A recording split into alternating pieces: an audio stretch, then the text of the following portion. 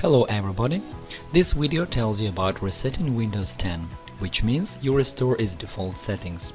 In fact, this is the same as reinstalling Windows, but without using additional drives. All you need is a system recovery image and it is already in your system. If you can start Windows 10 and you can log into the system, but it just began working in the wrong way, you can do the following.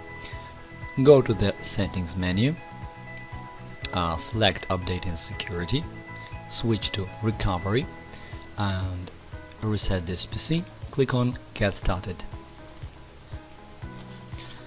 You can choose between the options Keep My Files or Remove Everything.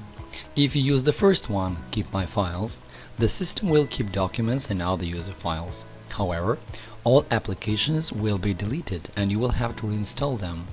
But if you go for Remove Everything, the system will ask you if you want to remove all drives or only the drive where Windows is installed, in case you have several drives in your system. In the next window, you can choose between Just Remove My Files or Remove Files and Clean the Drive. If you are the only person using this computer, you'd better choose Just Remove My Files. The second option suggests cleaning the drive in such a way that files cannot be recovered. This way is safer if there are other people who use this computer, but it also takes more time. Now let us select one of the options, for example, Just Remove My Files.